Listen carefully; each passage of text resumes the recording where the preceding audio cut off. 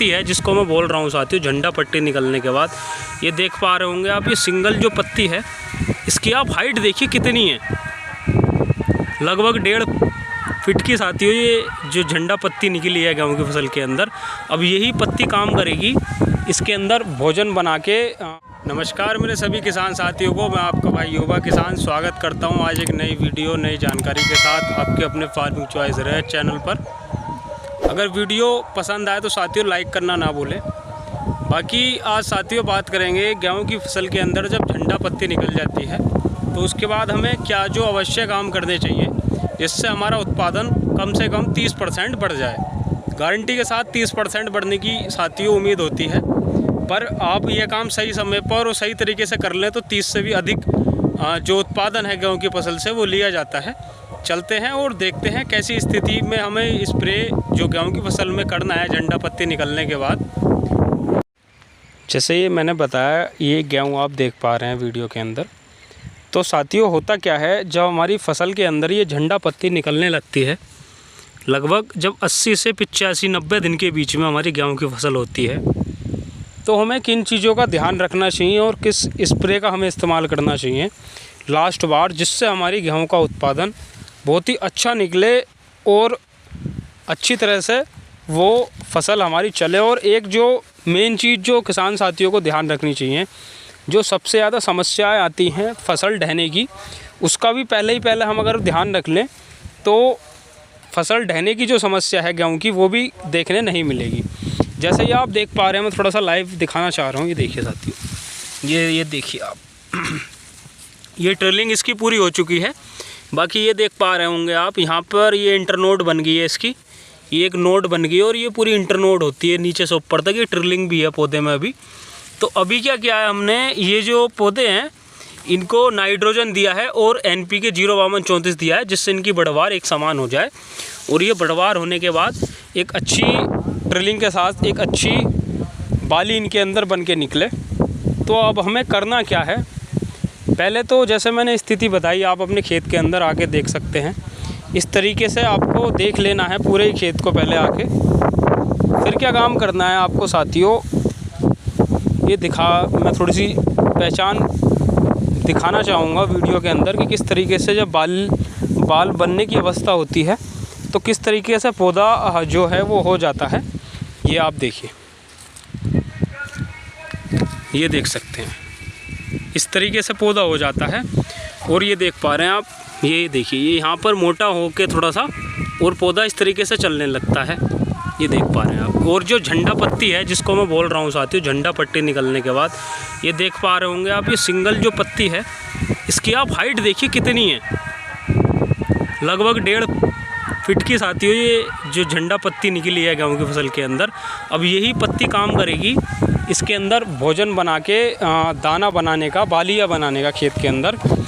तो अब हमें करना क्या है, अगर आपके खेत में ट्रिलिंग जो जैसे मैंने बताया एक समान नहीं हो तो आप नाइट्रोजन ले सकते हैं, जो लिक्विड वाला यूरिया आता है साथियों, उसका 1 एकड़ आप 1 लीटर ले सकते हैं। और उसके साथ साथ आप NPK 05234 का स्प्रे कर सकते हैं, क्योंकि हमें पता है NPK 05234 के अंदर 0% नाइट्रोजन होता है और 52% फास्फोरस होता है। फास्फोरस क्या काम करता है, फास्फोरस पौधे में फूल और फल फूल की वृद्धि करता है और जड़ें को मजबूत करता है, तना मोटा बनाता है। और पोटाश क्या काम करती है, पौधे के अंदर भोजन पहुंचाने का और बाली के अंदर चमक, जो दाने के अंदर चमक आती है और जो दाना मोटा होता है साथियों, वो पोटाश का काम होता है। कुछ किसान बोलेंगे कि इस टाइम पर हम क्या 0050 का भी स्प्रे कर सकते हैं, आप कर सकते हैं बिल्कुल। और 0050 का स्प्रे आप अभी ना करें थोड़ा सा तो सही है, बाकी आप कर भी सकते हैं, क्योंकि इसमें थोड़ा सा देखा जाता है कि 0050 जो है वो बाली निकलने के बाद कुछ किसान करते हैं, तो उस टाइम पर भी ये सही माना जाता है। बाकी इस टाइम पर भी ये आप इसका स्प्रे कर सकते हैं। अब झंडा पत्ती की हमने पहचान कर ली, अब हमें ये देखना है हमारे खेत के अंदर कमी किस चीज़ की है। मैंने सभी जो कमियां हैं खेत के अंदर बहुत ही कम टाइम के साथ बता दी हैं कि ये चीज़ें हमें देखनी है। अब होता क्या है, झंडा पत्ता हमारा मजबूत और अच्छा चलता है साथियों, तो तभी हमारे जो बाली हमारे खेत के अंदर जो निकलती हैं वो बहुत ही अच्छी निकलती हैं और हमें बहुत ही शानदार देखने को वो बाली मिलती हैं। ये आप देख पा रहे हैं पूरा ही खेत एक समान इस टाइम पर हुआ है। इसके अंदर अब हम लास्ट एक सिंचाई करेंगे बाली निकलने से पहले और एक होगी बाली निकलने के बाद, क्योंकि जो पौधे में स्ट्रेस ना आए बाली बनते टाइम, दाना बनते टाइम पौधे के अंदर एक लास्ट सिंचाई बाली निकलने के बाद हम अवश्य करेंगे। बाकी ये देख पा रहे हैं आप, इस तरीके से आपकी फसल अगर है तो आप ये काम कर सकते हैं। झंडा पत्ती में अवश्य ये काम करें, क्योंकि झंडा पत्ती का जब ये जो है ये पौधे के अंदर जो बाली बनाने का काम है, ये इसका बहुत अहम रोल होता है पौधे के अंदर, गेहूं की फसल के अंदर बाली बनाने का।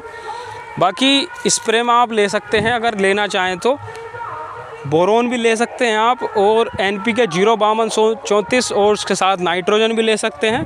अगर आप खाली स्प्रे NPK 05234 का करना चाहें तो 1 किलो